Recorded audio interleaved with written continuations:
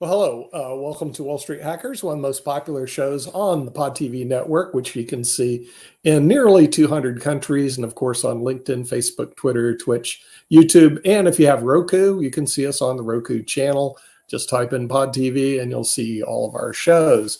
And with that, we're going to bring in the hacker himself from Wall Street Hackers, who actually has a bachelor's degree from UCLA, also a law degree from the University of Miami, and an MBA from NYU, spending over 17 years on Wall Street and living in the New York City area.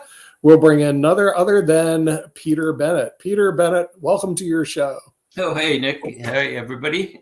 So we were off for a week, but we're back. And you can catch a new Wall Street Hackers most weeks, Thursdays or Saturdays, depending on your distribution channel. So we always start with the markets, and I'll start with a quote attributed to Yogi Berra is, quote, "It is difficult to make predictions, especially about the future." And I think this is especially apropos for our show, because in our panel discussion, we're going to be discussing what will the financial world look like in 2030, which is a really hard thing to predict. And also, there's so much uncertainty right now in the markets. We have a tug of war going on now. The markets seem to be flat. And if you look at the S&P 500, it is up 7% for the last month and up 12% in the last year, roughly. So that's good. But if you look at the S&P 500 from the beginning of 22, not counting dividends, because maybe it wasn't totally flat, but basically it's essentially flat. So you could have been in the market for 2 years now and gotten no returns, depending on where you're investing. So it's a very uncertain times. And it wouldn't surprise me if the market is flat or even down a little bit towards the beginning until January, or maybe there'll be a year-end rally like there often is. But I think 2024 looks grim. And as I always say, the market is delusional about what's likely to happen because they're pricing in multiple rate cuts from the Fed, which I doubt is going to happen, and a soft landing, which I also doubt is going to happen. My prediction is probably one rate cut next year around a few months before the election to make the politicians happy. But maybe the beginning of a solid 1.5 year recession, give or take 6 months, maybe 2 years even. And why is that? Well, it's obvious. And it has been for 2 years now. First of all, the Fed is not doing too well with the fight against inflation. Everybody thought it would go away last year. On and on, the markets, are optimistic. Everything's going away. Everything's perfect. It hasn't worked out. And I don't think it will work out as well as some predict, because we are at it was one thing to bring the inflation down from 7.5% to 4%, because that was pretty excessive. But now to even get it to 2 or 3%, it's going to be a battle. And all the conditions say that it may go the other way, and it's going to be really hard to get down. One, unemployment is still near record lows. There are over 9 million unfilled jobs in the United States.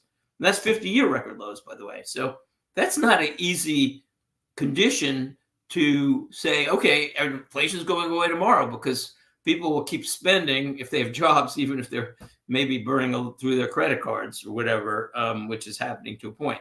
Number two, energy prices are probably going to rise next year. We have a long-term energy situation. And the quotes of the week and a few other things we'll get into this week point that out. And I'm always pointing that out because energy drives the economy, basically, along with the consumer. And then the U.S. government and the world governments around the world are keep printing money. They just don't have any limit to how much they're printing now. The national debt is $33 trillion, as you can see. And it just goes up and up. They never pay it down, basically. It just goes up. But the real concern is the unfunded liabilities. But right now, even current liabilities are going up on the books because of wars, as everybody knows. So, in more specific news, you can see the housing market just starting to turn. So, sales are moving down because there's a tug of war between buyers and sellers, basically now. But sales of U.S. Homes in October were the slowest in more than 13 years because of surging market rates. Home sales of existing homes were down 4.1%, and this was weaker than expected, and they've been falling for 5 months in a row. But home prices are actually still up year over year by 3.4%. So this is kind of the beginning of the turn. And this is just one sector, but a very important sector. So it'll affect realtors down the road, unfortunately for them, builders, people who are some construction workers, down the road when it finally is turning down, and it is month by month turning down. So that's the first sign that we're heading for slower times in the economy in the short to midterm. And the other thing is, and this is so obvious, Americans are struggling with inflation and what's happened. So along with food and so many other expenses, the cost for electricity, natural gas, and car insurance have climbed by at least 25% since the start of 2020. And I know it's not somebody's political, but that was when President Biden was elected. So electricity has climbed 25% since January 2020. In California, which has really poor energy policies, among others. And I understand why they want to fight climate, but as a side note, but they're not doing it. They're making the climate much worse with the energy crisis. As a matter of fact, just today I heard we're now having the warmest year ever. Carbon is up year after year, US and worldwide. This is another whole show, but basically forcing production to polluting countries is not smart. Forcing people to use coal because there's not enough oil and gas, or forcing people to use oil because there's not enough natural gas is not a smart policy. So these are crazy policies. So in California, rates went up 59% since January 20. New York, another blue state with crazy energy policies. They won't put in gas pipelines. They won't allow fracking in natural gas, which is a lot better than oil and coal in terms of the environment and cost and everything else, up 38%. Natural gas is up in the United States, up 29%. Car insurance is actually up 33% since the start of 2020. So something has got to give. And the consumer, which drives a lot of the economy, is going to have to slow down. As I said, they're burning through savings, burning through credit cards, taking a little bit more out of IRAs now. But, you can't, that won't go on forever. So quotes of the week. And the 3 quotes of the week come from 3 international experts, all who were in Barron's Sunday magazine roundtable, and they were talking about internet investing in general. And they're from 3 different sources. I won't name them, but they were all things that I agree with. So the first, and I learned something, or two things actually from them. So the first one, expert said, the only asset negatively correlated to stocks and bonds is energy. Higher energy prices would dish more pain, triggering further selling of bonds, while the consequent higher interest rates would trip up equity markets.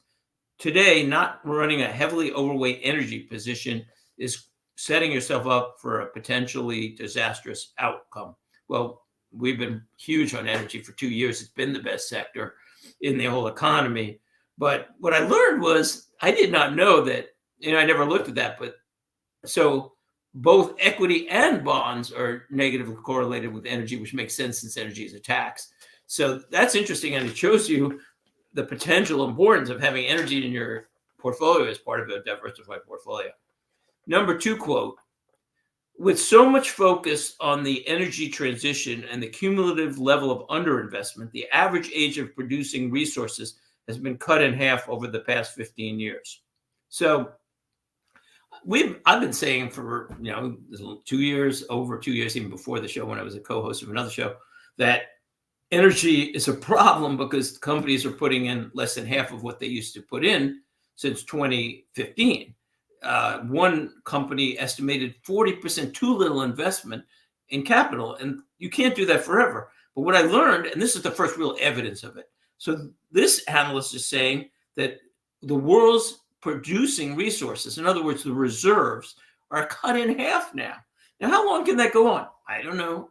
Maybe it'll start hitting us this year, next year. The world keeps using more and more energy. I remember just maybe 2 years ago, we were using 99 million barrels a day. Now it's, I believe, 105 million a day.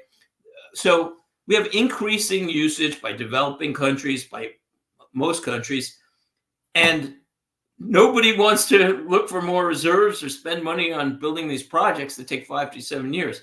This is probably going to be an issue, maybe next year, sooner or later.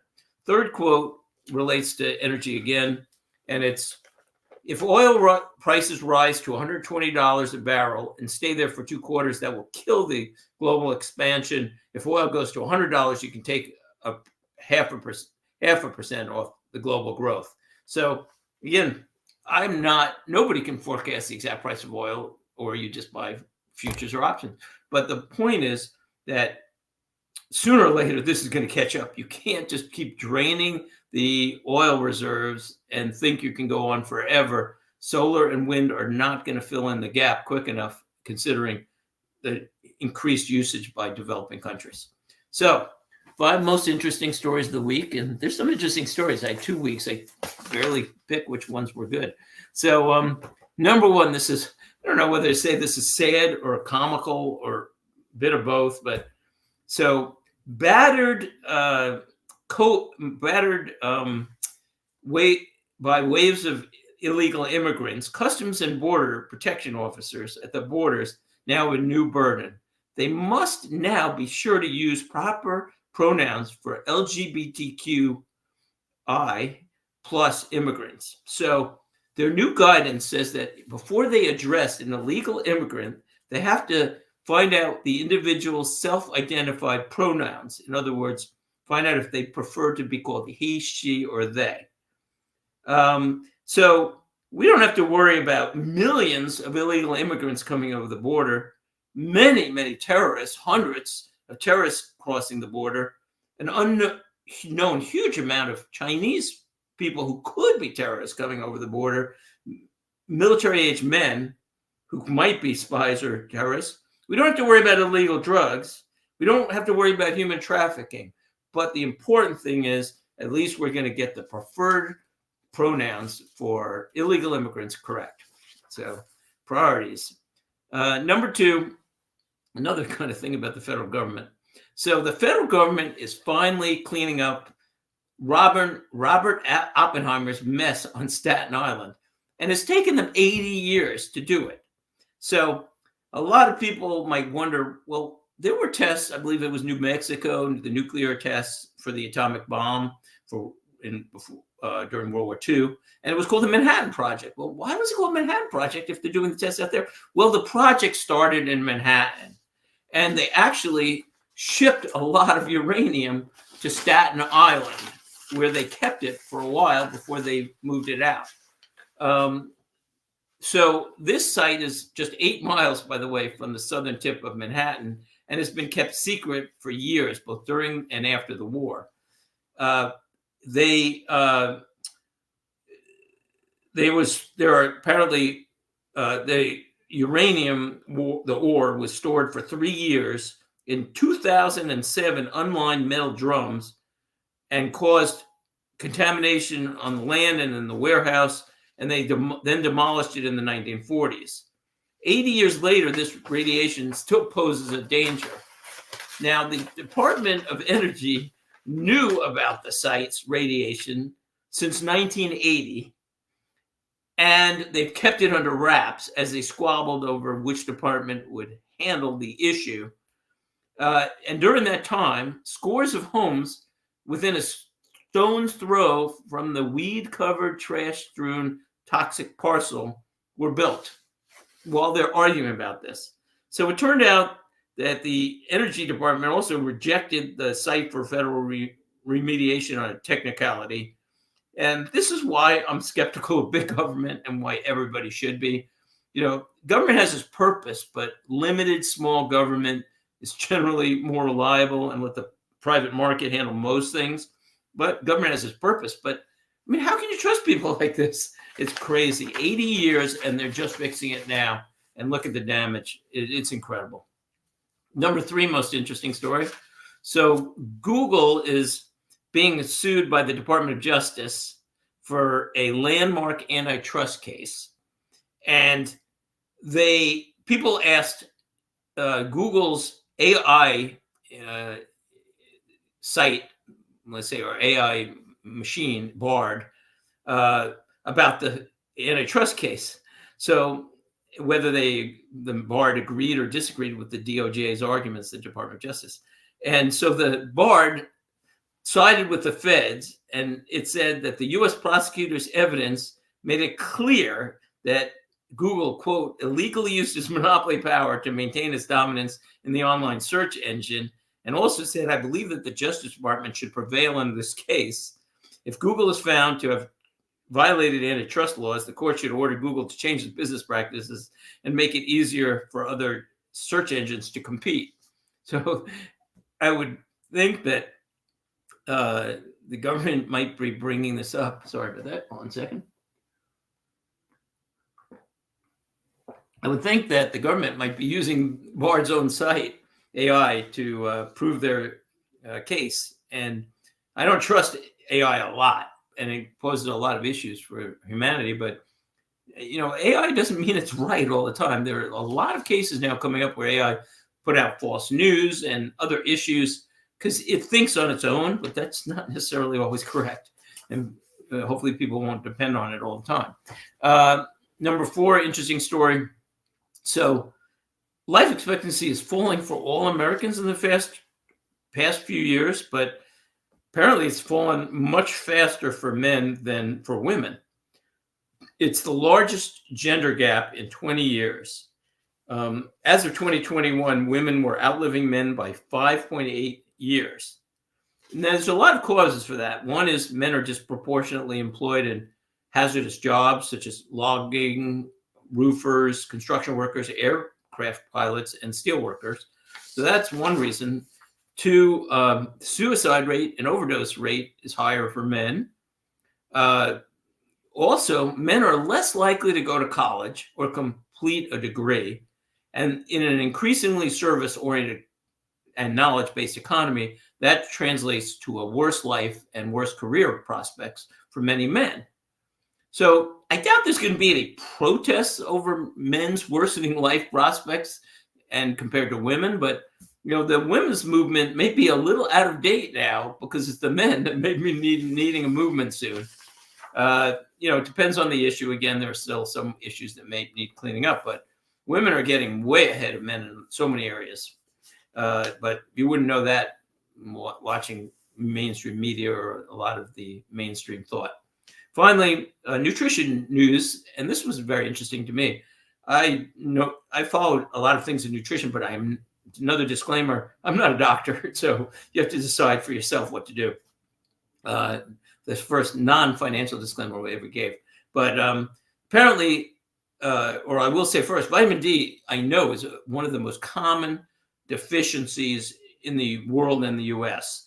As a matter of fact, I didn't look it up, but I'm pretty sure more than half of Americans and other people in most places have vitamin D deficiencies. So there was just a study of 632 participants, and the study said that the needed dosages of vitamin D were 10 times higher than the current recommended dosage by the U.S. government.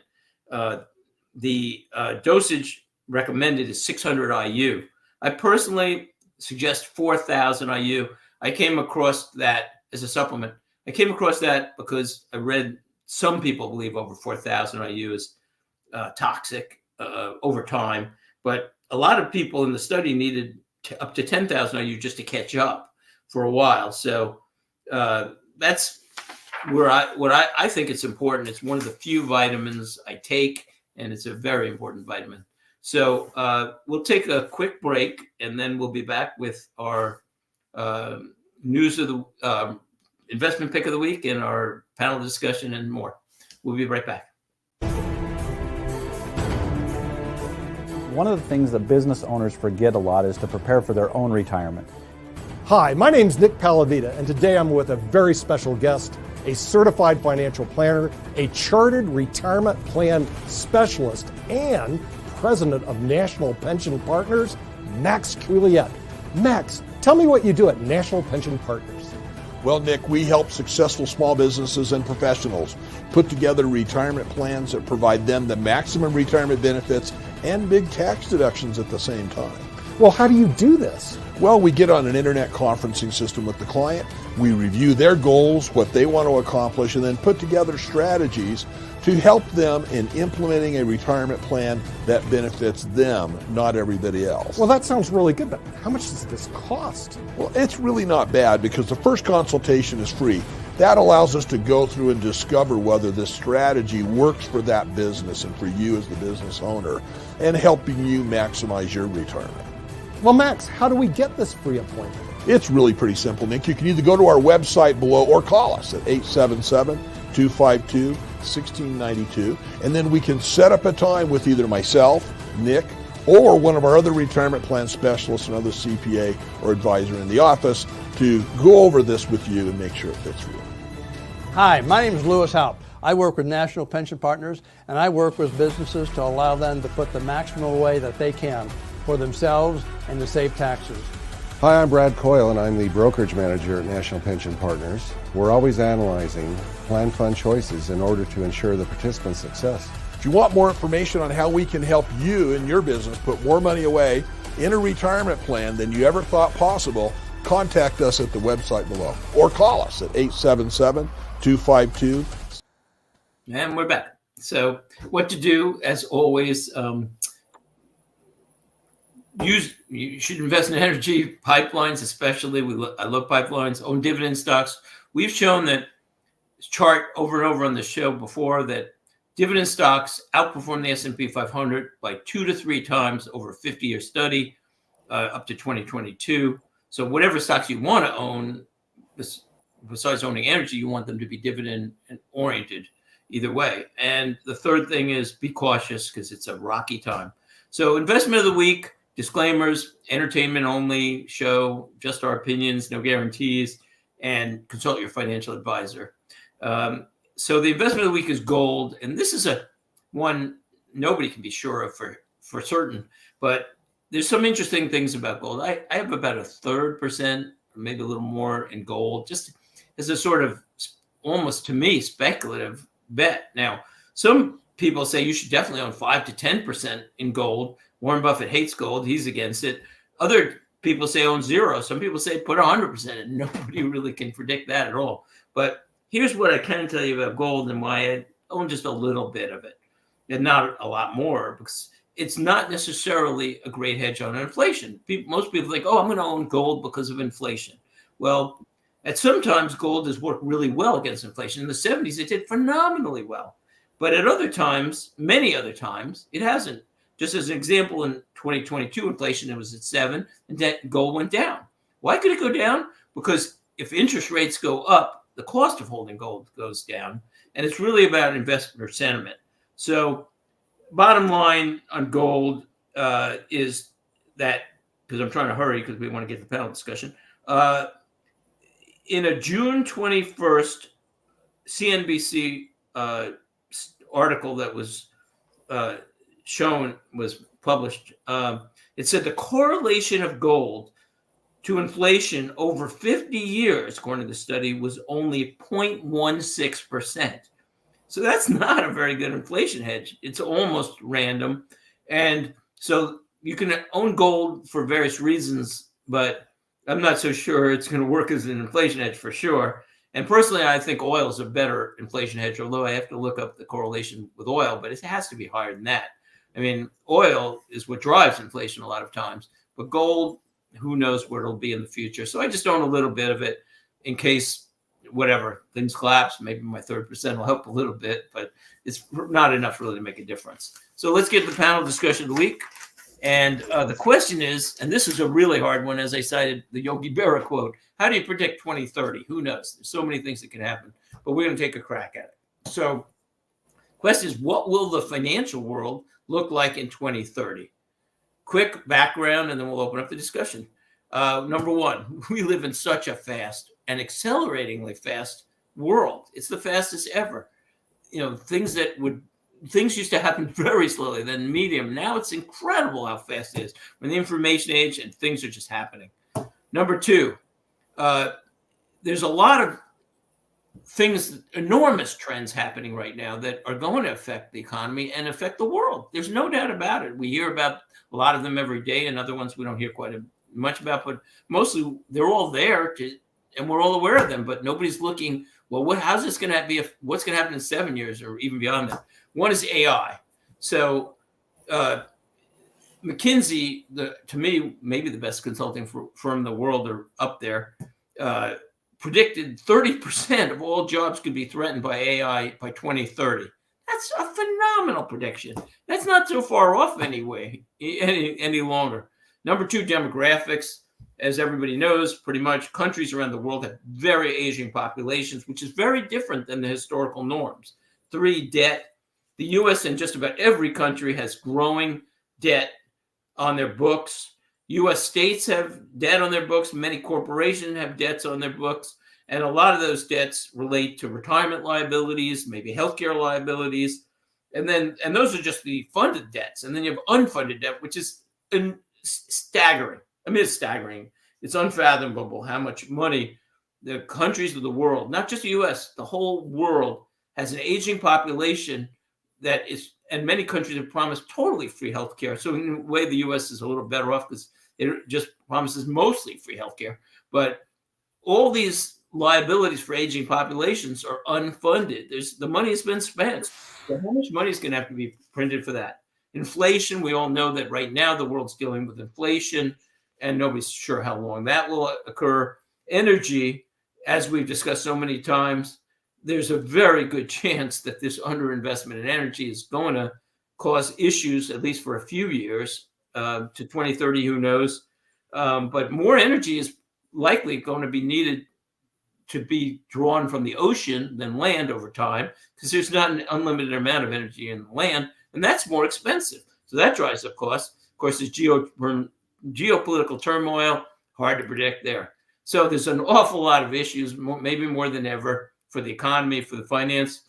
Nick, I only have a few conclusions because it's tough to make conclusions, but what do you think? Well, Peter, it'll depend a lot on this election in 2024, what happens by 2030.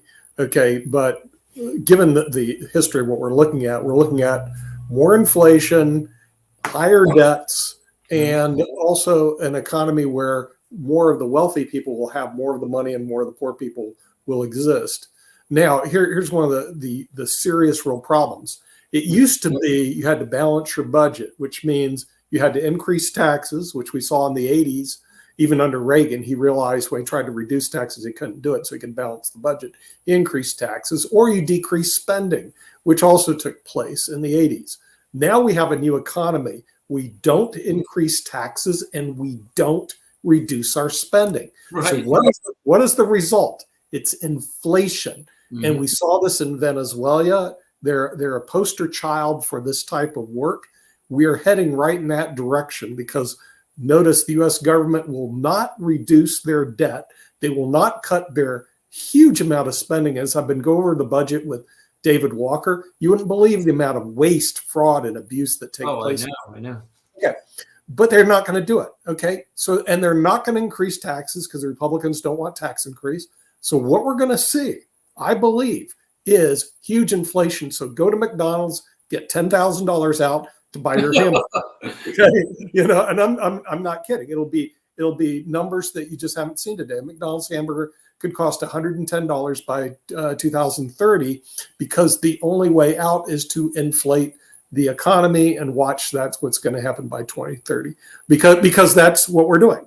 And that's what we. Okay, so let me pick up on what you said. I agree with you to a good extent, but the thing is, people can't afford, and I'll argue against it to a point, but you're right. You're right on the track about the issues about inflation being that's going to be too high. But first of all, I don't think people can afford $10,000 hamburgers. And that's going to be why we're going to have, in my prediction, stagflation.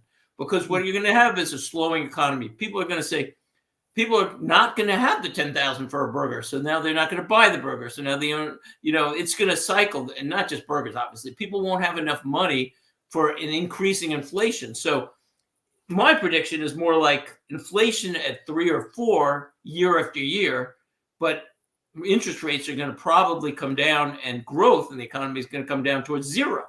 Because basically, first of all, and this is one of my key predictions, which is almost certain, because only two things can happen with this staggering amount of money they're going to be printing. One, the governments are going to lose control, in which case you're right, we're going to have $10,000 hamburgers. But, because it's just going to be like Zimbabwe or, Venezuela, it's just, money won't be worth anything. Argentina.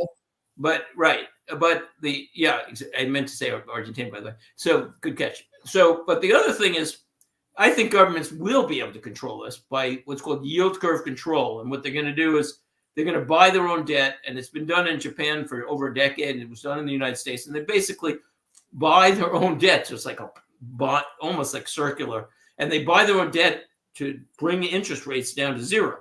So they're going to help the economy in a sense, and companies to a little sense, by bringing down the interest rates. So, but the problem is, let's say we're at 0% interest rates, maybe negative interest rates have been in a lot of countries. It was in Europe for a time.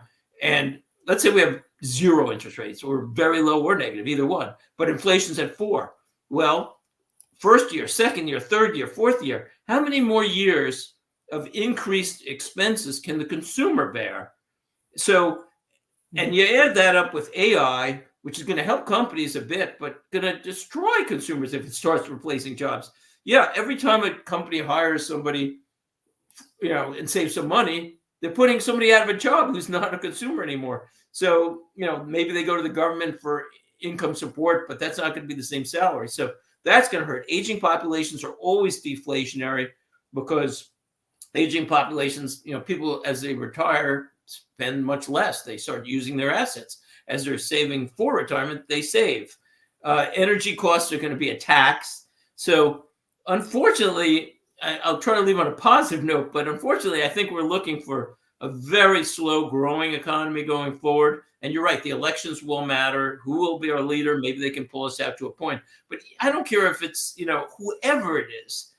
These are such staggering conditions now. Nobody can dig us out. You can't dig us out of these kind of debt issues. So it's going to be tough, but hopefully we'll have good leadership, and that'll help a little bit. But to leave on a positive note, this is why it's so important to understand the macro and micro conditions that are out there when you're picking a company or an investment. Because if you've got the wrong macro condition, and hopefully we have the right one for our investment advice, then you can't pick the right company. If you get macro wrong, it's almost impossible. You have to know the right sectors, and you have to know where we're going, and how to plan for it. So it's very important for people who have assets or can plan any way to start planning for a future, which may have very low interest rates and slow growth, and unfortunately, too much inflation. So sorry to leave on the bad note. We're just the messengers, but we try not to ruin your day. What can you do, right? I mean, I wish we had better leadership. These issues, by the way, some of them have been around for 30 or 50 years, and they've known about it. But you keep kicking down the can. Well, you know what? You can't keep kicking down the can forever. And this is just reality. And now the can cannot be kicked many more years. I mean, we're getting to the point where these issues are going to hit. On energy, we've kicked the can down for 8 years. On Social Security, Medicare, and governments around the world, other governments not providing for future healthcare needs. They've kicked the can to here, but now you can't kick that many more years, 3 years, 5 years, 10 years. It's going to be issues that the governments are going to be forced to deal with. So thanks for watching Wall Street Hackers. Again, sorry about the bad news. If I try not to be too negative, but you can plan if you have any assets at all or any other plan, career planning, whatever you can do for this future. So it's important to see where we're going. We'll be back next week on Thursday or Saturday, depending on your distribution channel. And as Kim always says, get healthy, get wealthy. We'll see you next week. Bye-bye.